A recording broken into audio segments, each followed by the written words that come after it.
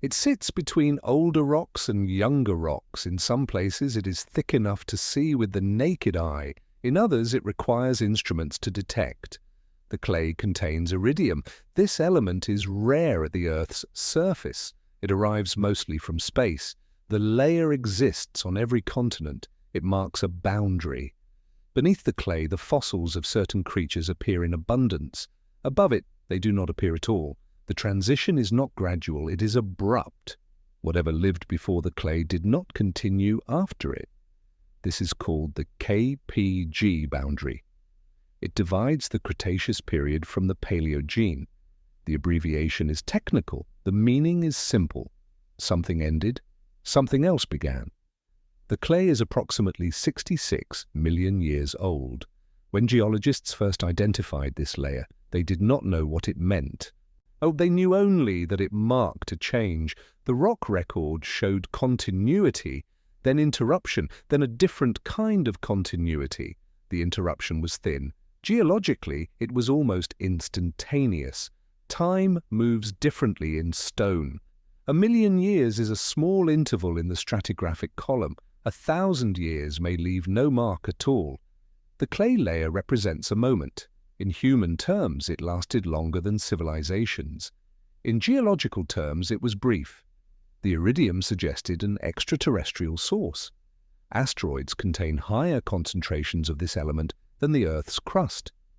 The distribution of the clay suggested a global event, not a local disaster, not a regional catastrophe, something that touched the entire surface. In the Yucatan Peninsula, there is a crater.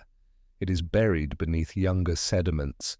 It is not visible from the surface. Gravity measurements revealed its shape.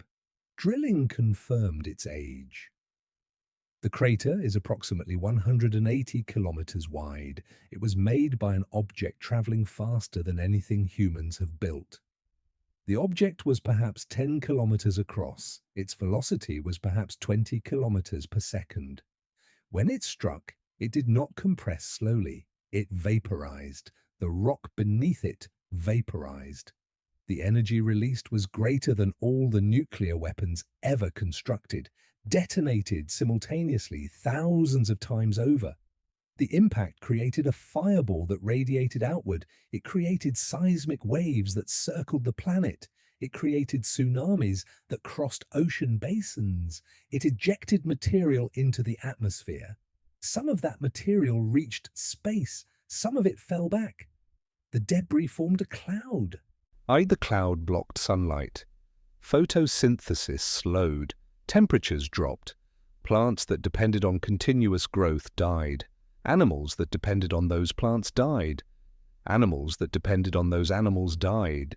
The food web collapsed from the bottom upward. This is what the evidence suggests. The crater exists, the iridium exists, the boundary exists, the sequence of extinctions exists. The interpretation is not speculation. It is inference drawn from what remains. But the planet does not remember the impact. It has no memory of the shock wave or the fire or the darkness. It has only the consequences written in layers. The memory is structural. It is not experiential. The rock does not recall. It simply is. There were other extinctions. Before the KPG boundary, there was the Permian-Triassic boundary. It marks the end of the Permian period, approximately 252 million years ago. The extinction that occurred then was larger. By some estimates, 90% of marine species disappeared. 70% of terrestrial vertebrate species disappeared. The cause is less certain than the asteroid impact. The timing coincides with volcanic activity in what is now Siberia. The eruptions lasted for hundreds of thousands of years. They released carbon dioxide, sulfur dioxide, and other gases. The atmosphere changed. The oceans changed. The chemistry of life became incompatible with survival. Again, there is a boundary in the rock. Again, fossils that were common become absent. Again, the transition is relatively abrupt. The planet erased what came before and allowed something new to develop. Almost the phrase mass extinction suggests intention. It suggests an event with a purpose or a direction. But extinction is not purposeful. It is simply the failure of organisms to continue. When conditions change faster than adaptation can occur, lineages end. The planet does not erase deliberately. It does not preserve deliberately. It follows physical processes. Erosion removes rock. Sedimentation buries organisms. Tectonic activity subducts crust into the mantle. Heat and pressure transform minerals. What was once present becomes absent. What was once absent becomes present. The Earth's surface is not a museum, it is an active system. Most of the crust that existed 4 billion years ago no longer exists at the surface. It has been recycled. The oldest known rocks are approximately 4 billion years old. They are fragments. They are exceptions. The vast majority of the early crust has been consumed by geological processes.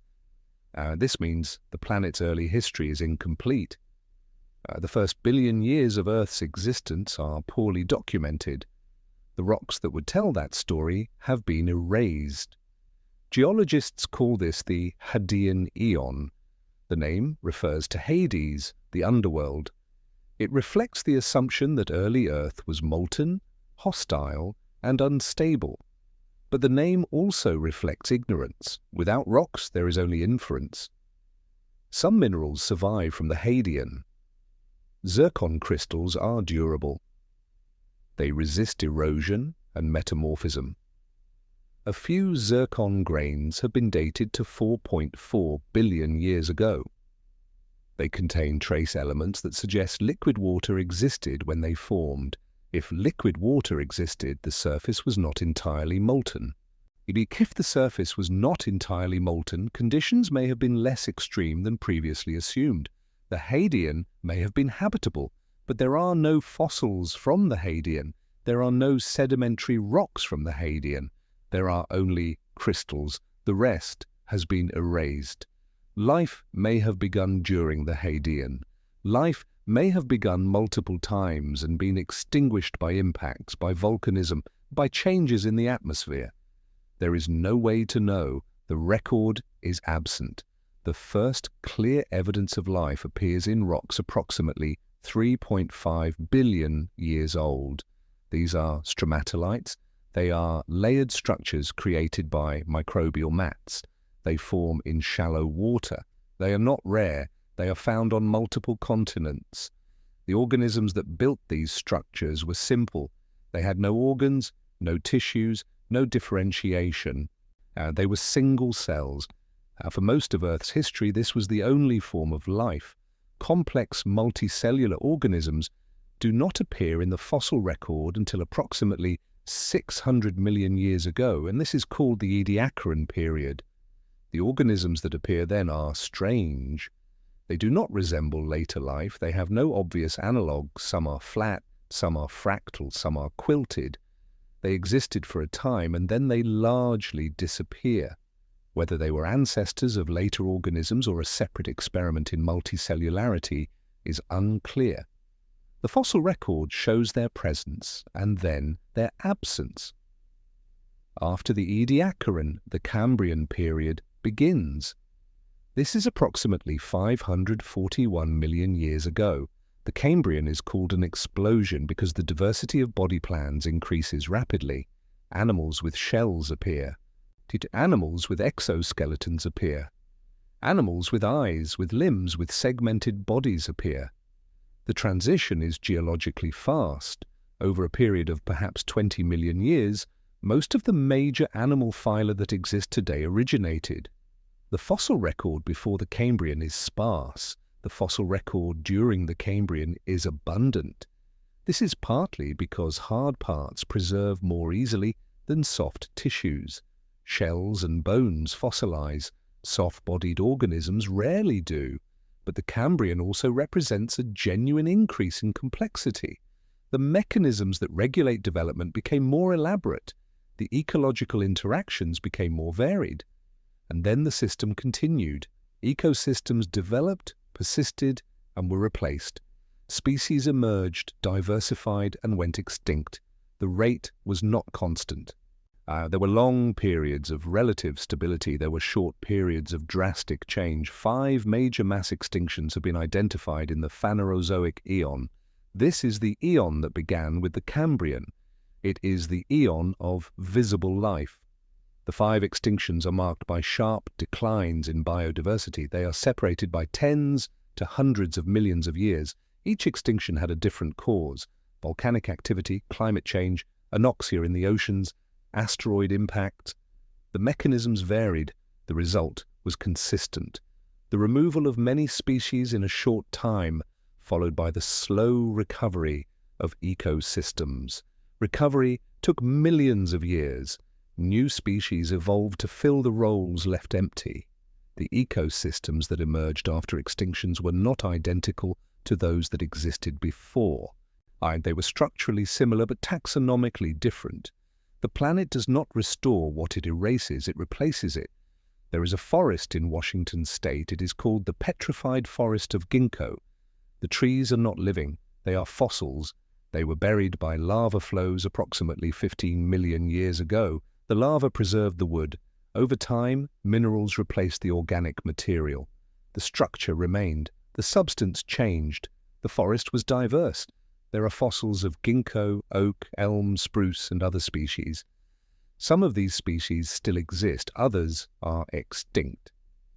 The forest represents a moment that lasted perhaps a few years, frozen in stone. Petrification requires specific conditions. The organism must be buried quickly. The environment must be low in oxygen. Mineral-rich water must percolate through the remains. The process takes thousands to millions of years. Most organisms are not petrified. Most organisms decay. Bacteria and fungi break down tissues. Scavengers consume remains. Weather disperses fragments. Within years or decades, the organism is gone. No trace remains. Fossilization is an exception. It is rare. It requires not only the right conditions, but also the right timing.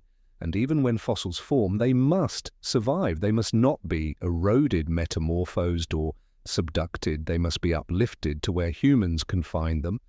The fossil record is incomplete. It represents a small fraction of the organisms that have lived. Most species left no fossils.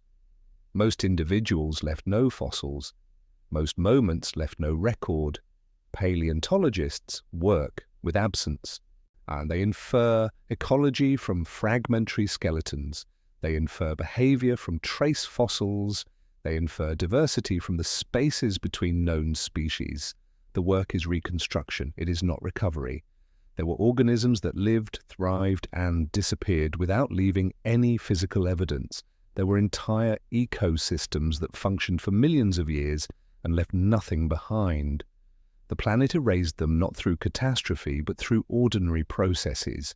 Erosion is continuous. Rivers carry sediment to the ocean. Wind strips surfaces. Glaciers scour bedrock. What was once raised is worn down. What was once exposed is buried. The landscape is not permanent. It is in motion. Mountains rise through tectonic forces. They erode through weathering. The Appalachian Mountains are old. They were once as tall as the Himalayas.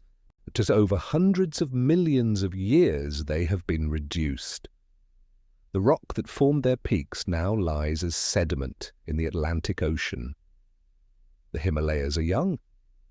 They are still rising. The Indian Plate continues to push into the Eurasian Plate.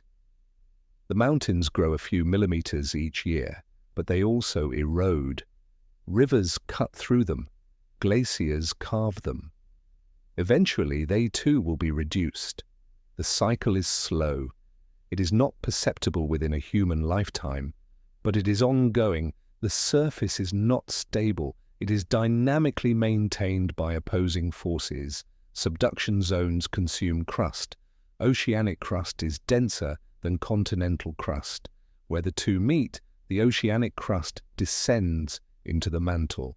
It is heated. It is compressed. It eventually melts. The material is recycled. This means the oldest oceanic crust is only about 200 million years old. Anything older has been subducted. The ocean floor does not preserve its history beyond that point. The record is limited by the process. Continental crust is less dense. It resists subduction. This is why continental rocks can be billions of years old. But even continental crust is not immune. It is fragmented by rifting. It is buried by sedimentation. It is altered by heat and pressure. The planet's memory is constrained by its activity. There is a hypothesis called the Snowball Earth hypothesis. It proposes that at certain points in Earth's history, the entire surface was covered by ice. The oceans froze, the continents were glaciated, the planet became a white sphere. This occurred at least twice, possibly more. The most recent was approximately 650 million years ago. The evidence comes from glacial deposits found in rocks that were once near the equator. The evidence comes from carbon isotope ratios that suggest a collapse in photosynthesis. The evidence comes from cap carbonates, layers of carbonate rock that form rapidly when the ice melts. If the Earth was entirely frozen, photosynthesis would have nearly stopped. Carbon dioxide would have accumulated in the atmosphere from volcanic outgassing. Eventually, the greenhouse effect would have warmed the planet enough to melt the ice. The transition would have been abrupt. During the frozen period, life would have been confined to small refuges. Hydrothermal vents, thin ice, pockets of open water. The biosphere would have been reduced. Most ecosystems would have collapsed. When the ice melted, the planet would have been nearly empty. The organisms that survived would have had access to abundant space and resources. They would have diversified rapidly. This may explain the rise of complex life that followed, but this is inference. The ice itself left no direct record. Ice does not fossilize, it melts. What remains are the sediments deposited by glaciers and the chemical signatures of extreme cold. The Snowball Earth hypothesis is not universally accepted. Some geologists argue the ice was not global but extensive. Some argue the evidence can be explained by other mechanisms. The debate continues. The past is not certain. What is certain is that the planet's climate has changed drastically. What is certain is that life has survived changes that seem unsurvivable. What is certain is that the current state is not permanent. The atmosphere has changed. The early atmosphere contained almost no oxygen. It was composed mostly of nitrogen, carbon dioxide, water vapor, and trace gases. Oxygen began to accumulate approximately 2.4 billion years ago. This is called the Great Oxidation Event. The oxygen was produced by cyanobacteria. These are photosynthetic organisms. They convert carbon dioxide and water into organic compounds and oxygen. For hundreds of millions of years, the oxygen they produced reacted with iron and other elements in the oceans and crust. It did not accumulate in the atmosphere. Eventually, the sinks were saturated. The oxygen began to build up. This was toxic to most organisms that existed at the time. Oxygen is reactive. It damages cellular structures. Most life at that time was anaerobic. It did not use oxygen. It could not tolerate oxygen. And the Great Oxidation Event was an extinction event. It removed many species. It allowed others to thrive. Aerobic respiration is more efficient than anaerobic metabolism. Organisms that could use oxygen had access to more energy. They diversified. The atmosphere today is approximately 21% oxygen. This concentration is maintained by the balance between photosynthesis and respiration, between weathering and burial, between production and consumption. The balance is not static. It fluctuates over geological time. During the Carboniferous period, approximately 300 million years ago, oxygen levels may have reached 35%. This was when vast forests of ferns and early trees covered the land. The forests grew rapidly. They buried large amounts of carbon. The oxygen they produced accumulated. What was higher oxygen levels allowed insects to grow larger.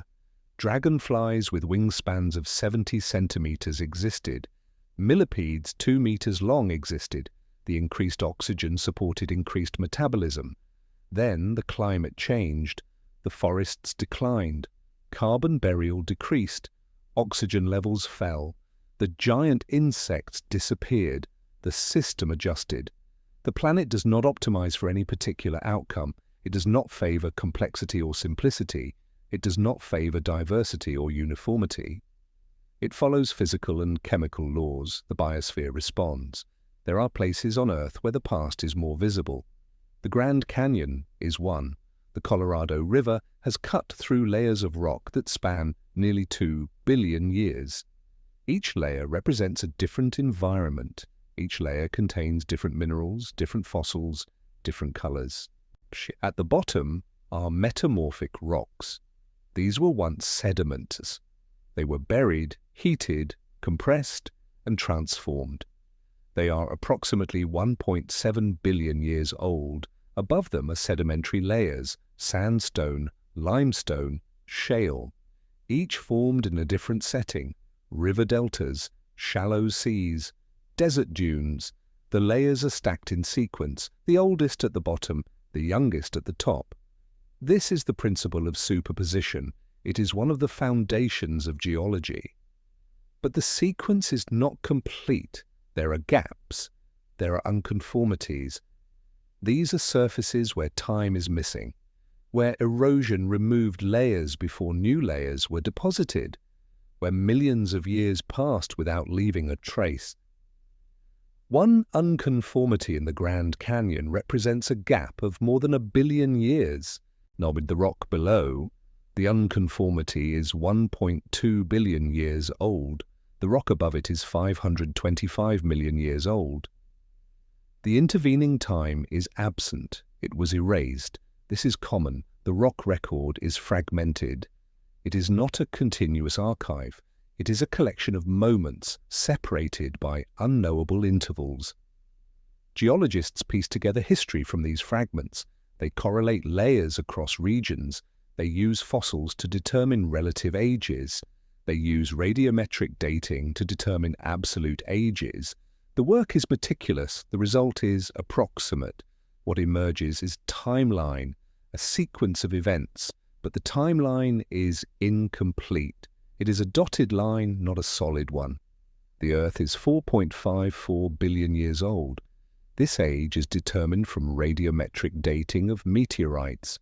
Meteorites formed at the same time as the Earth, from the same material. They have not been altered by geological processes. They preserve the original isotopic ratios. The Earth itself does not preserve rocks from its formation. The oldest rocks on Earth are younger. The oldest minerals are younger. The planet's surface has been reworked too many times. But the age can be inferred. The age is consistent with models of solar system formation. The age is consistent with the ages of the Moon and Mars. The age is consistent with the decay rates of radioactive isotopes. Time is measured by change. Radioactive isotopes decay at predictable rates.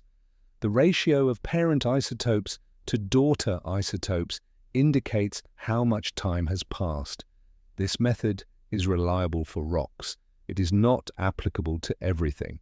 Fossils cannot be dated directly unless they contain minerals that crystallize during the organism's life. Most fossils are dated by the layers they are found in. The layers are dated by volcanic rocks within or adjacent to them. The chain of inference is long but robust. Time is not experienced uniformly. Humans perceive days, years, decades. Geologists work with millions and billions. The scales do not overlap.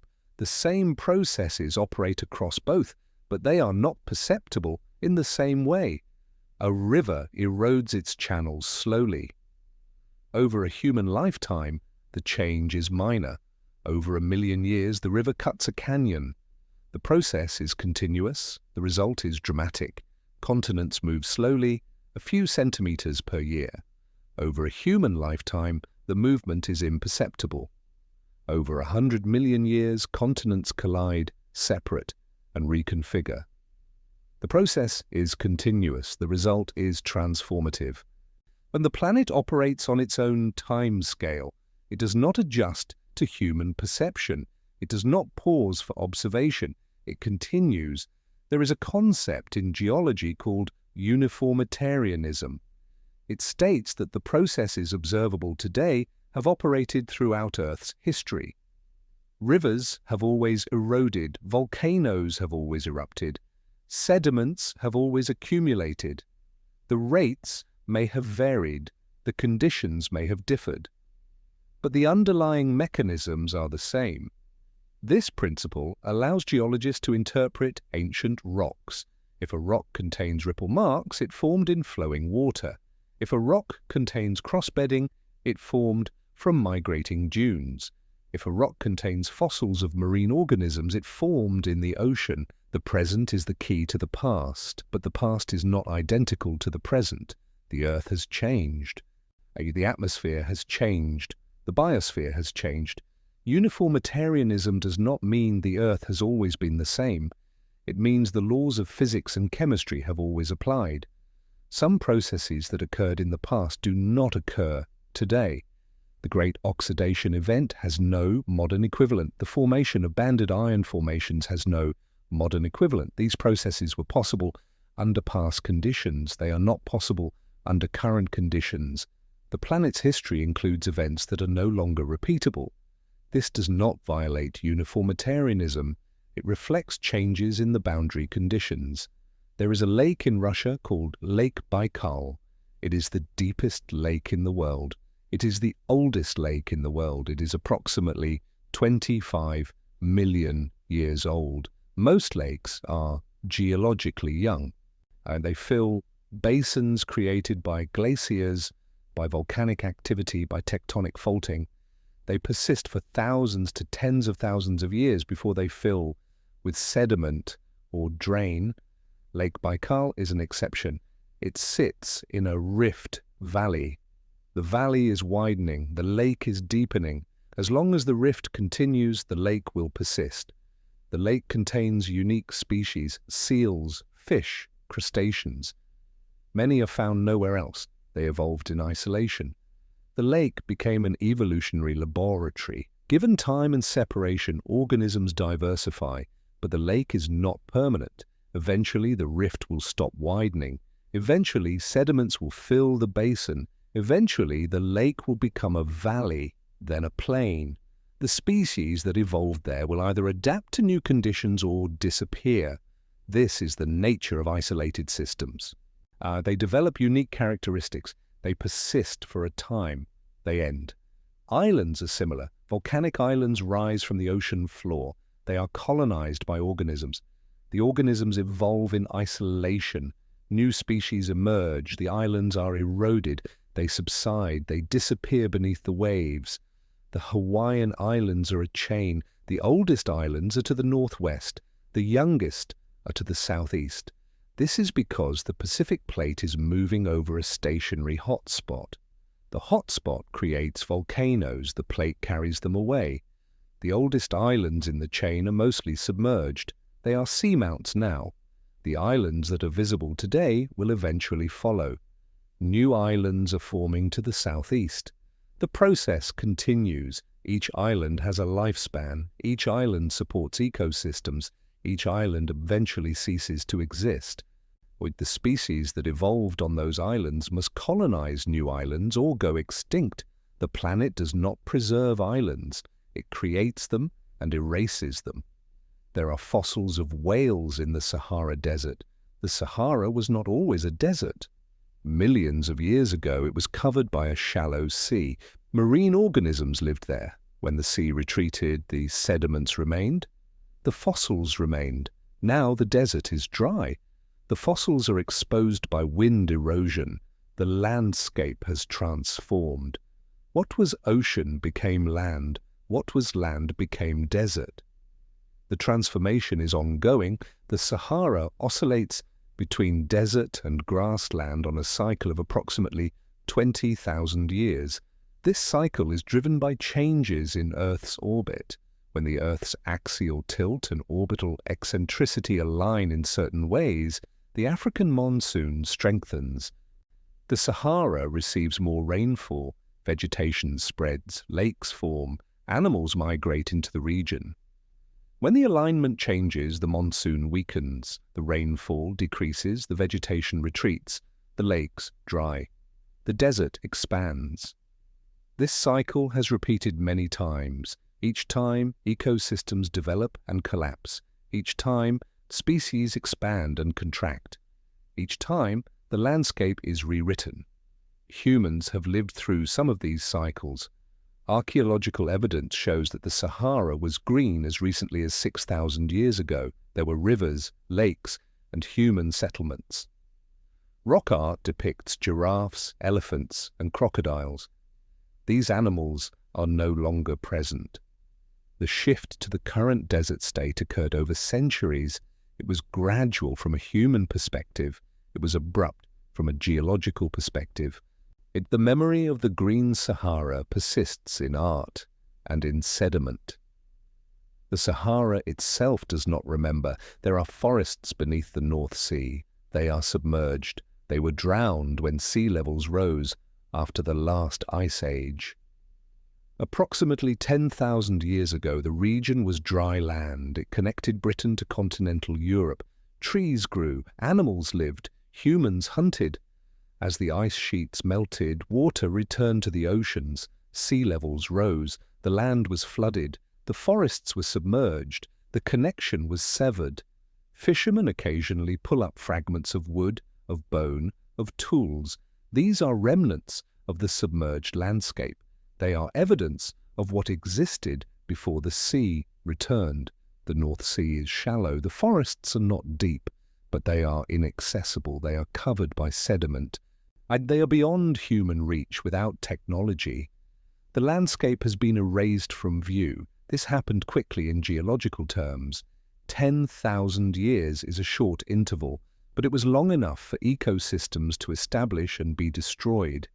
It was long enough for human cultures to adapt and migrate. The planet does not wait. It responds to physical forcings. Ice melts, water flows, land floods. The biosphere adjusts.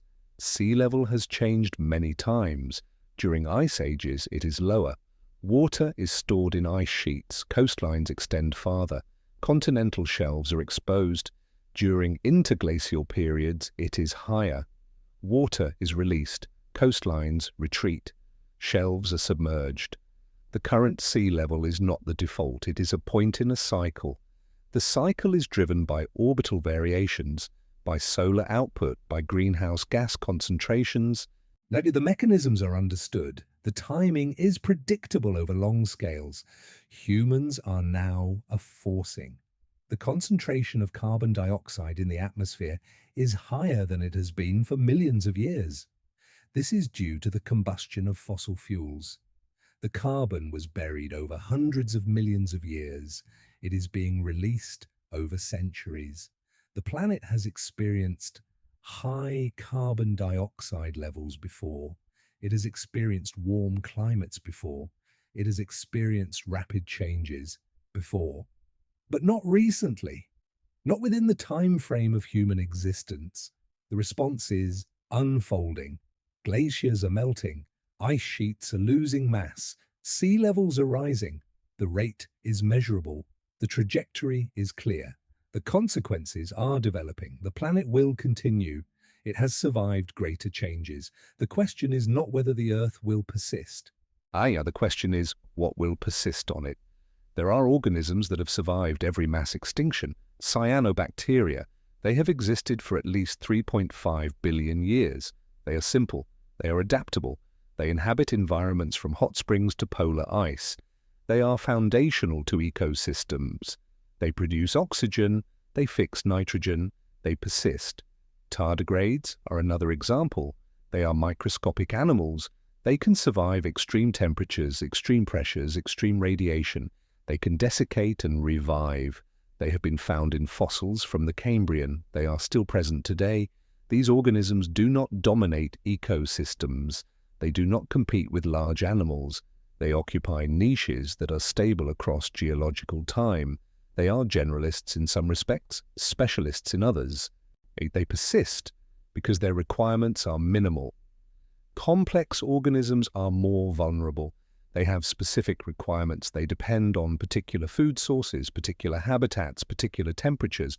When conditions change, they cannot adapt quickly. They decline. This is why mass extinctions disproportionately affect large animals. Large animals require more resources. They have smaller populations. They reproduce more slowly. They are less resilient to rapid change. Small organisms, simple organisms, adaptable organisms survive. They inherit the planet. They diversify. Over millions of years, complexity re-emerges. The cycle continues. The planet does not favor complexity. Complexity is not a goal. It is an outcome of certain conditions. When those conditions persist, complexity increases. When those conditions change, and complexity decreases, there is no direction, there is no progress, there is only change. The human species is young. Homo sapiens emerged approximately 300,000 years ago. This is based on fossil evidence from Morocco. The species evolved in Africa. It spread to other continents over the following hundreds of thousands of years. Anatomically, modern humans reached Europe approximately 45,000 years ago. They reached Australia approximately 65,000 years ago.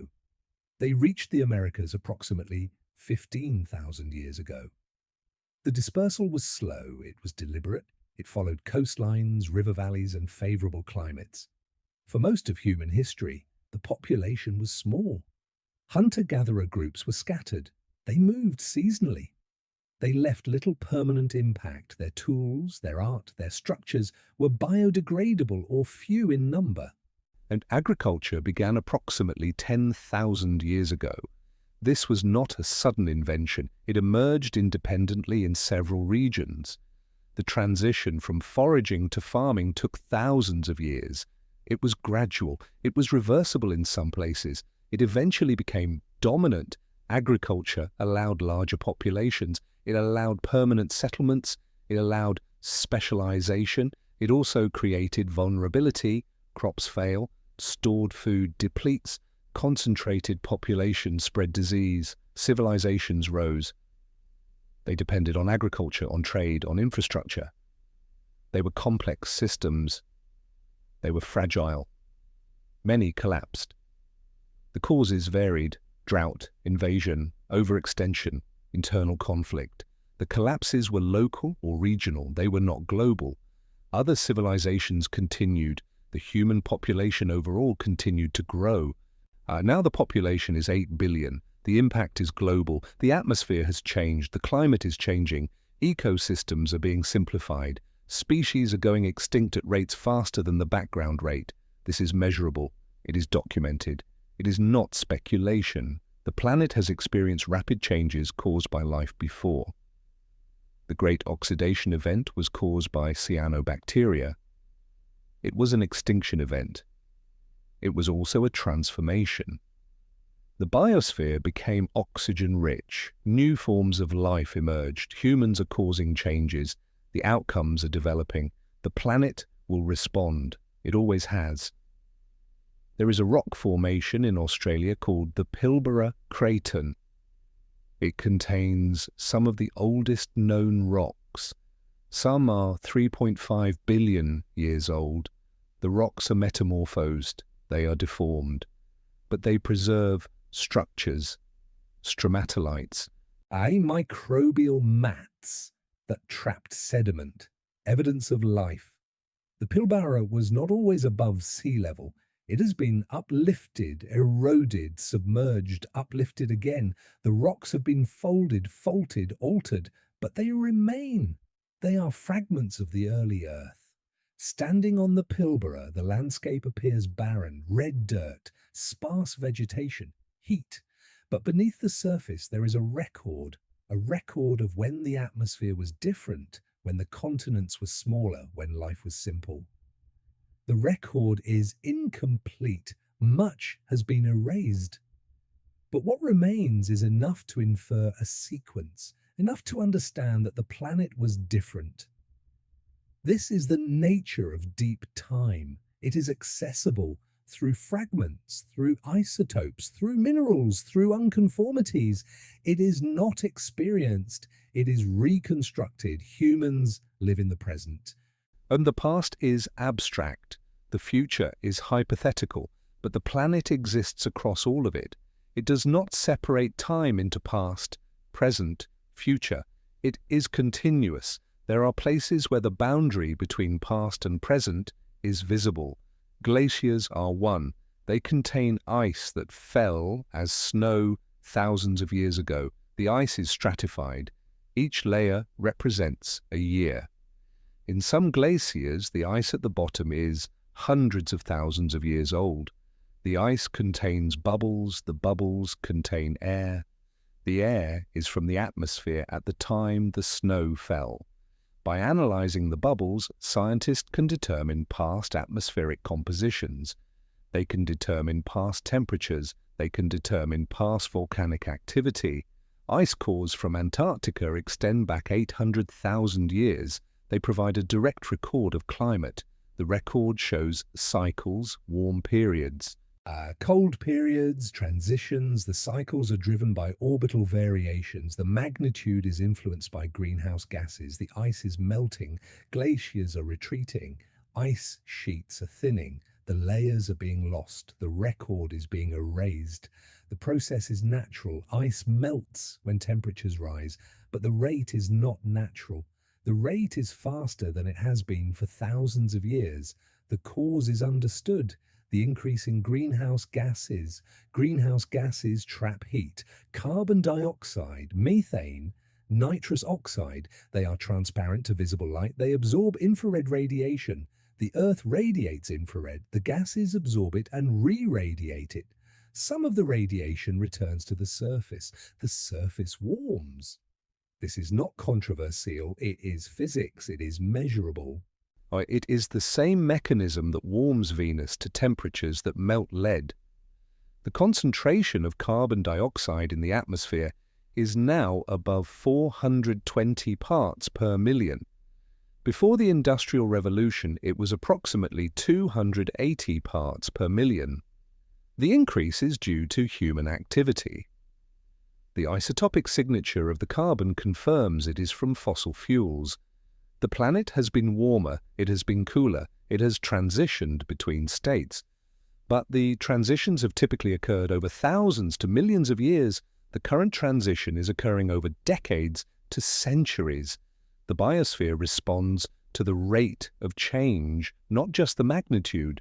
There are species that can migrate, birds, insects, some mammals. As temperatures rise, they move toward the poles, toward higher elevations. They follow the climate zones they are adapted to. There are species that cannot migrate. Trees move slowly. They disperse seeds. The seeds germinate. Over generations, the population shifts. But if the climate changes faster than trees can disperse, the population declines. Coral reefs are similar. They cannot move. They are anchored. When ocean temperatures rise, the symbiotic algae that live in coral tissues are expelled. The coral bleaches. Without the algae, the coral starves. If the temperature decreases quickly, the algae can return. If it does not, the coral dies. Coral reefs have existed for hundreds of millions of years. They have survived mass extinctions. They have recovered, but recovery takes millions of years. The individual reefs do not recover. New reefs form, new species evolve. The planet does not restore, it replaces. There is a threshold. It is not precise. And it is not a single number. It is a range of conditions beyond which certain systems become unstable. Ice sheets, ocean circulation, rainforests, permafrost. These systems have feedbacks. As ice melts, the surface becomes darker. Darker surfaces absorb more sunlight. The warming accelerates. As permafrost thaws, it releases methane. Methane is a greenhouse gas. The warming accelerates. Feedbacks can be positive or negative. Negative feedbacks stabilize systems. Positive feedbacks destabilize them. The Earth's climate has both. The balance determines the trajectory. Past climate changes have crossed thresholds. The end of ice ages involved feedbacks. The warming from orbital changes was amplified by the release of carbon dioxide from the oceans, by the reduction in ice cover, by changes in vegetation. The planet stabilized at a new state. It did not return to the previous state. The ice age ended, the interglacial began, the transition was permanent on human timescales. The current trajectory is uncertain. The magnitude of future warming depends on future emissions. The emissions depend on human choices. The physics is clear. The social dynamics are not. The planet does not make choices. It responds. The atmosphere warms. The oceans acidify. The ice melts. The biosphere adjusts. Humans are part of the biosphere. They are subject to the same constraints. They depend on ecosystems. They depend on climate stability. They depend on resources. Civilizations are fragile. They are complex systems. They depend on infrastructure, on supply chains, on predictable conditions. When conditions change, systems fail. When systems fail, populations decline. This has happened before. Civilizations have collapsed, populations have migrated, cultures have disappeared, the planet continued. The difference now is scale. The human population is global, the impact is global. There is no unaffected region, there is no refuge that is isolated. This does not mean the planet will not continue. It means the form of what continues is uncertain. There is a fossil called Dickinsonia. It is from the Ediacaran period. It is approximately 560 million years old. It is flat, it is segmented, it is oval. It ranges from a few millimeters to over a meter in length. For decades, scientists debated what it was: a plant, a fungus, an animal, a lichen, a failed experiment in multicellularity. The fossils are impressions. They show external shape, but not internal structure. A recent analysis of organic molecules in the fossils suggests it was an animal. The molecules are consistent with cholesterol, which is produced by animals. But the shape is unlike any modern animal. It had no mouth, no gut, no obvious organs. Dickinsonia and similar organisms dominated the Ediacaran. They covered the seafloor. Then they largely disappeared. The Cambrian began. Animals with shells, with predators, with complex interactions emerged. The Ediacaran organisms did not persist. Were they ancestors? Were they replaced? Were they outcompeted? The evidence is insufficient to determine. What is clear is that they existed. They were abundant. They are now absent. The planet moved on. This is the pattern. Emergence, persistence, erasure. There is no permanence. There is no guarantee of continuation. And there is only the present state and the processes that lead to the next state. The human species will not exist forever. No species does. The timescale is uncertain. The mechanisms are uncertain, but the outcome is not. Extinction is the rule.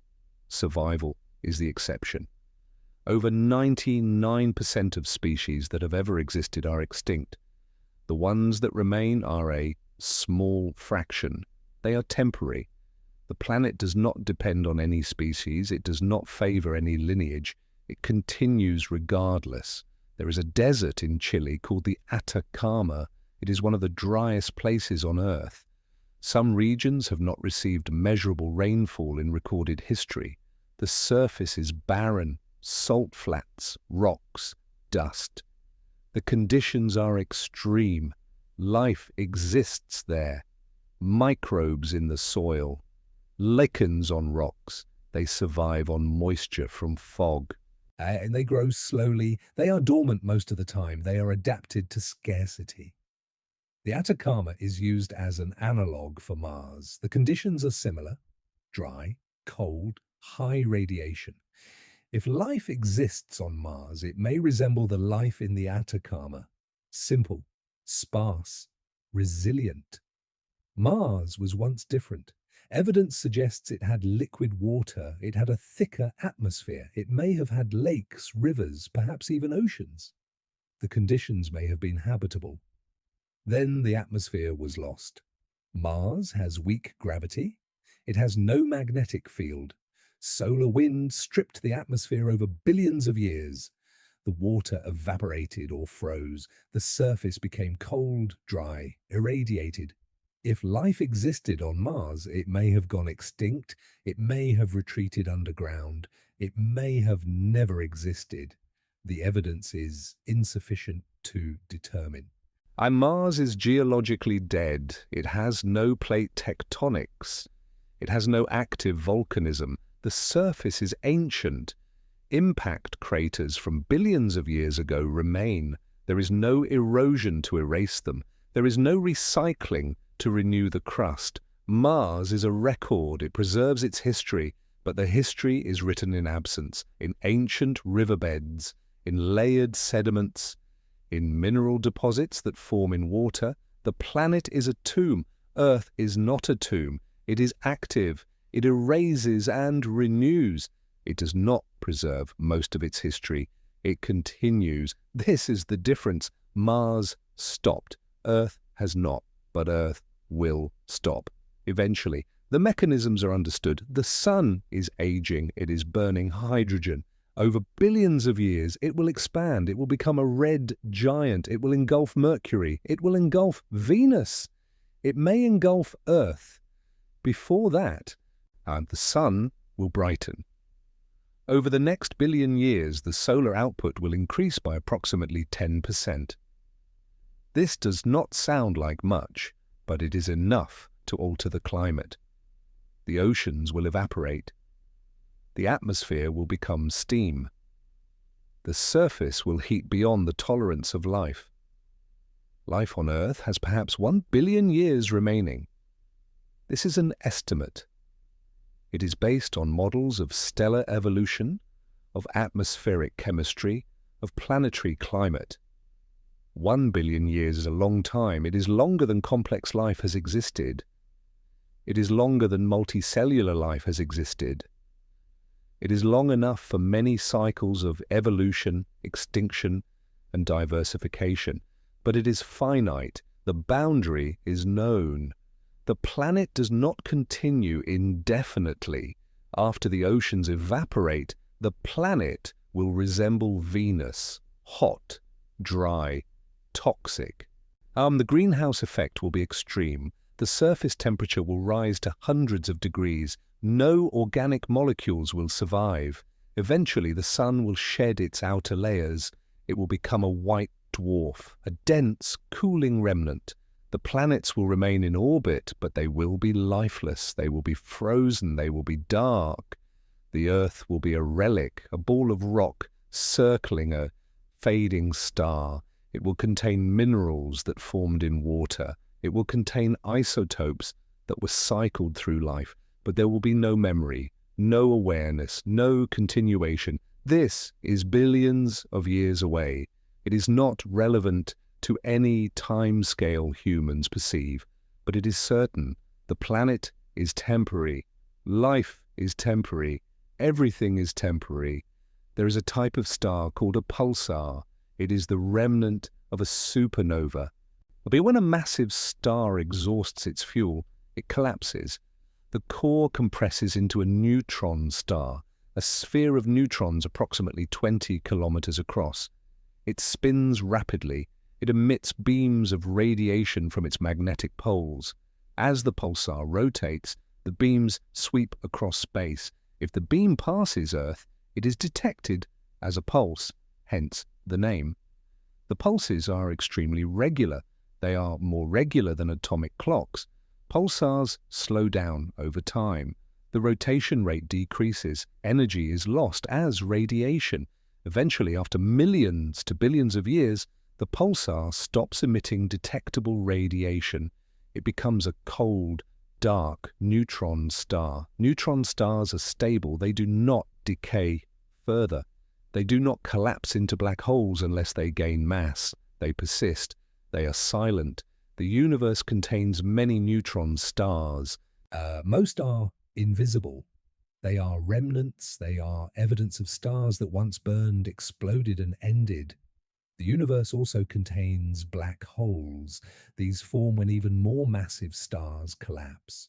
or when neutron stars merge, or when matter accumulates in the centers of galaxies. A black hole is a region where gravity is so strong that nothing can escape. Not light, not matter, not information. Black holes grow by consuming matter. They evaporate slowly through Hawking radiation. The evaporation is extremely slow. A stellar mass black hole will take longer than the current age of the universe to evaporate. Eventually, all black holes will evaporate. And this is trillions upon trillions of years in the future. After the stars have burned out, after the galaxies have dispersed, after the universe has cooled, when the universe will reach a state called heat death, maximum entropy, no energy gradients, no structure, no change, just particles spreading infinitely far apart, approaching absolute zero. This is the fate predicted by thermodynamics. It is not certain. There are unknowns, dark energy, quantum effects. The universe may behave differently than models predict, but based on current understanding, this is the trajectory. The universe is temporary. Stars are temporary. Galaxies are temporary. Everything that exists will eventually cease to exist in any recognizable form. The Earth is a small part of this. It is a brief event. It is a moment of complexity in a system that trends toward simplicity. There is no meaning in this. There is no purpose. There is only process. The planet does not care. The universe does not care. Others, they do not have awareness. They do not have intention. They follow physical laws. Life emerged. Life persists. Life will end. The planet will continue for a time. Then it will end. The universe will continue. Then it will reach equilibrium.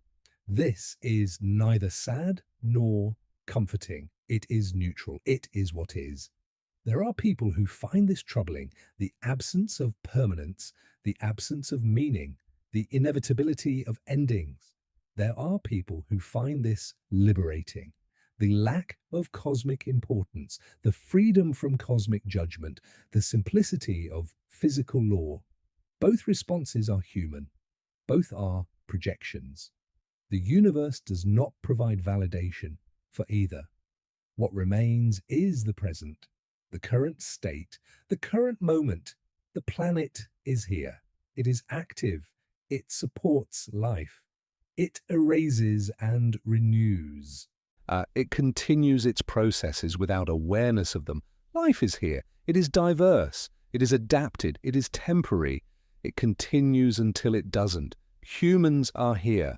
They are aware. They create meaning. They create memory. They attempt to preserve. They know that preservation is incomplete. The planet will erase what humans have made. It will erase what humans are, not through intention, through process, through time. This has already happened to most of what humans have created. Structures decay, objects corrode, records degrade, languages are forgotten, cultures disappear. What remains is fragmentary, artifacts, ruins, texts. They are studied, they are interpreted, they are incomplete. The future is similar. Most of what exists now will not persist. Most of what is built will collapse. Most of what is known will be forgotten. The planet does not preserve, it erases, but erasure is not destruction, it is transformation. The materials remain, the atoms remain, they are rearranged, they become something else. Carbon in a tree becomes carbon in soil, in rock, in the atmosphere. In another tree, the form changes, the substance persists, the cycle continues. This is true for everything. Elements are cycled, energy is transferred, structures are temporary, patterns are temporary. The underlying substrate continues. The planet is the substrate. It is the medium. It is not the message. There is no message. There is only the medium transforming. Humans create messages. They write, they build, they encode information. The messages are temporary. They degrade. They are lost. The act of creating them is temporary. The creators are temporary. But while they exist, The messages exist. While they are read, they are active. While they are remembered, they are present. Memory is temporary. It requires a substrate, brains, books, computers. When the substrate is gone, the memory is gone. The planet has no memory. It has only consequences. The current state is the consequence of all previous states, but the previous states are not stored. They are not retrievable. They are erased. Humans attempt to preserve memory. They archive, they document, they transmit. They know that the effort is futile on long time scales. They do it anyway. This is the human condition: to create in the face of erasure, to remember in the face of forgetting, to find meaning in the face of indifference. The planet does not share this condition. It does not create. It does not remember. It does not find meaning. It simply is. When there is no conflict between the planet and life. Life is a phenomenon that occurs on the planet. It is enabled by the planet's conditions. It is constrained by the planet's processes. It is temporary. The planet will outlast life on Earth. It will outlast the sun. It will persist as a cold, dark rock. Eventually it will be perturbed by gravitational interactions, by collisions, by the expansion of the universe. It will be erased. Everything is erased. On long enough timescales, nothing remains. The atoms disperse. The energy dissipates. The structure collapses. This is not a flaw. It is not a failure. It is the nature of physical systems. They are dynamic, they change, they do not preserve. Preservation is a human desire. It is not a physical law. The universe does not preserve. It transforms. Stars form from gas clouds. Stars burn. The stars explode. The material is scattered. New stars form. The cycle continues until the gas is exhausted. Then it stops.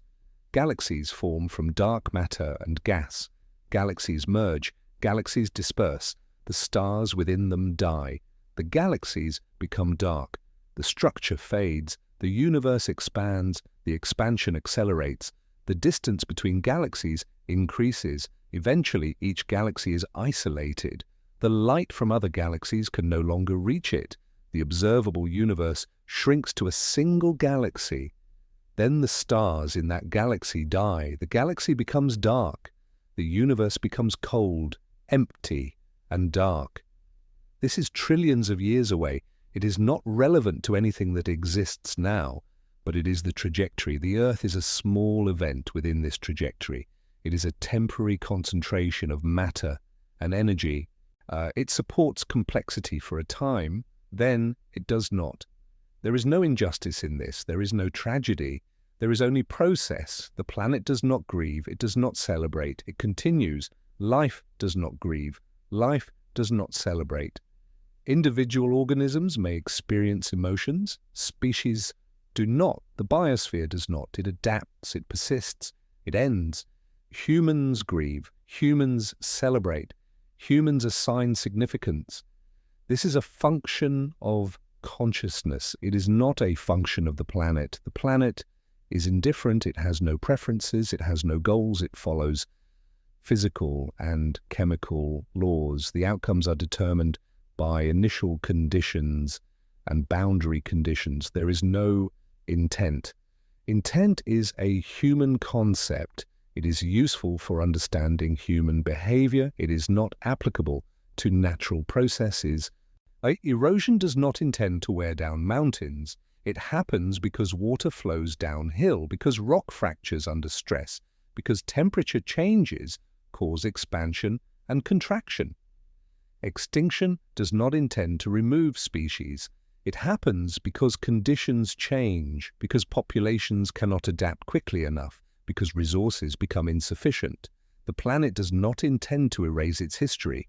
It happens because geological processes operate continuously, because sediments are subducted, because rocks are metamorphosed. Erasure is a consequence. It is not an action. Humans erase.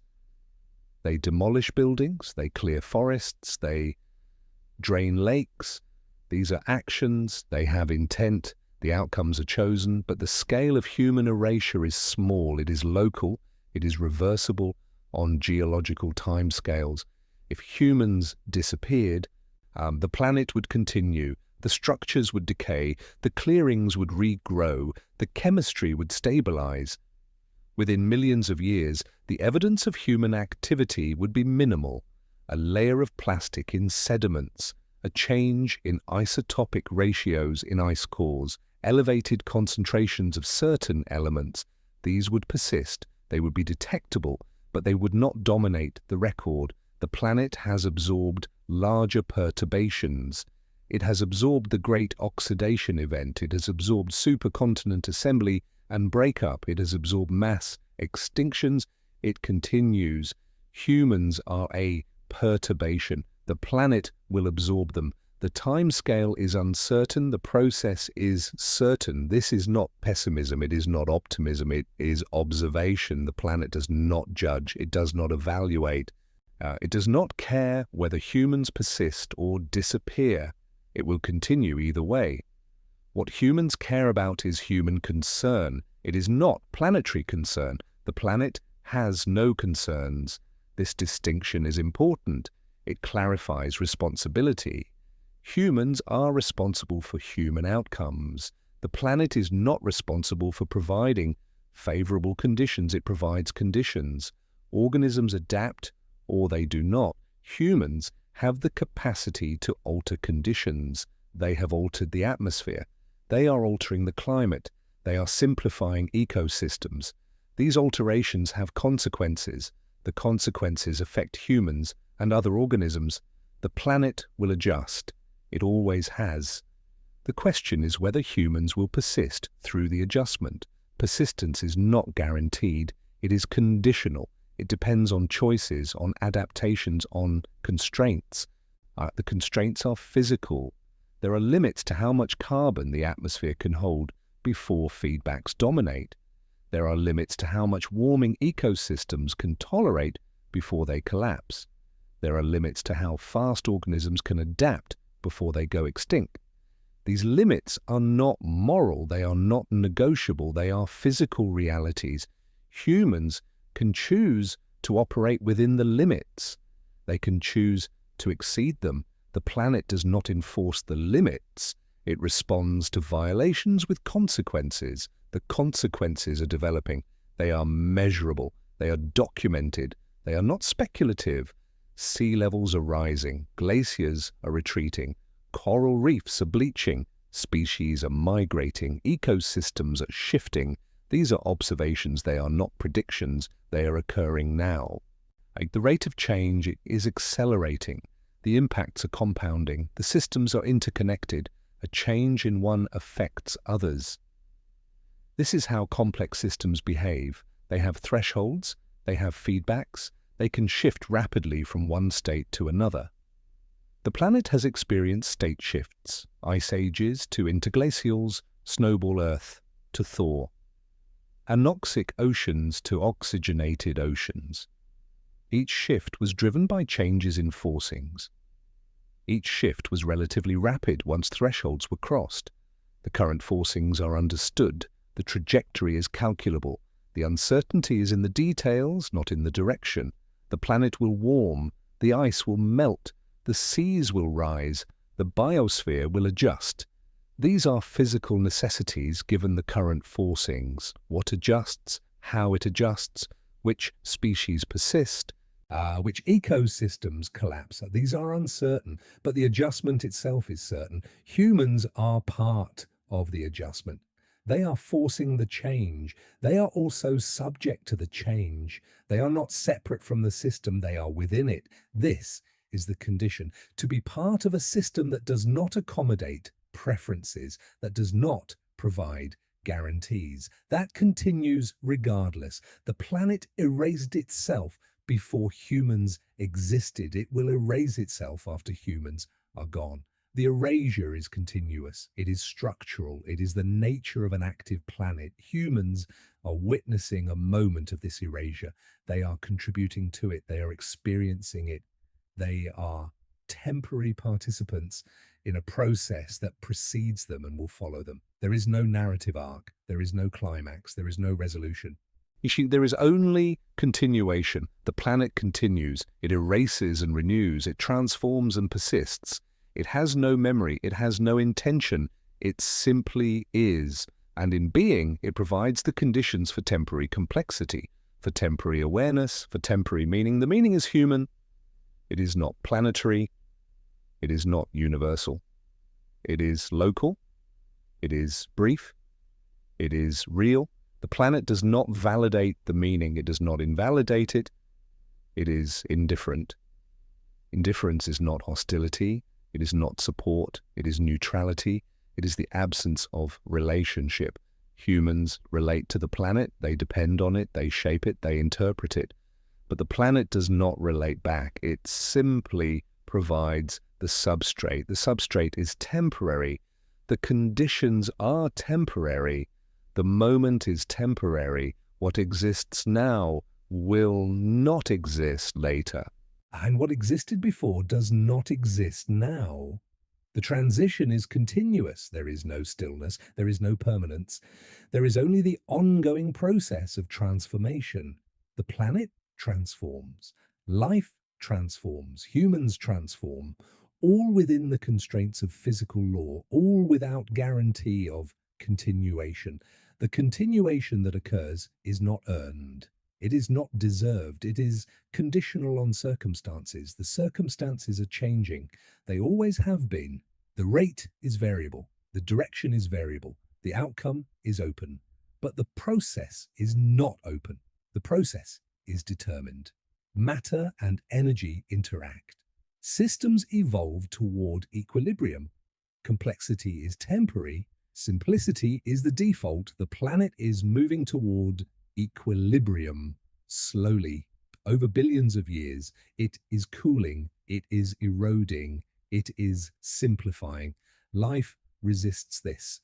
And life maintains complexity by consuming energy, by creating order locally while increasing disorder globally. This is thermodynamically allowed. It is not thermodynamically preferred. When energy is no longer available, life ceases, the complexity collapses, the order dissipates, the planet continues its trajectory toward equilibrium. This is the boundary, the limit, the certainty. Within the boundary there is variability, there is chance, there is adaptation, there is emergence. But the boundary itself is fixed, it is physical, it is inevitable. The planet erases itself not through action, but through being, through following the laws that govern matter, through transforming continuously, through persisting without memory. There is no villain, there is no victim, there is only process. The process is neutral. It is neither good nor bad. It is neither creative nor destructive. It simply is. And within the process, there are moments of complexity, moments of awareness, moments of meaning. The moments are brief, they are rare, they are contingent, but while they exist, they are real. The planet does not acknowledge them. The universe does not acknowledge them. They exist regardless. They exist in the present, not in the past, not in the future, in the fleeting now that separates what was from what will be. The now is all there is. The past is reconstructed. The future is imagined. The now is experienced. And the now continues. It shifts. It transforms. It erases what came before and provides the material for what comes next. The planet is the now. It is the ongoing present. It is the continuous transformation. It does not look back. It does not look forward. It simply is, and in being it provides the ground for everything else. Temporary ground, shifting ground, erasing ground, but ground nonetheless. The planet continues, it erases itself, it renews itself, it persists without memory, it transforms without intent. It is.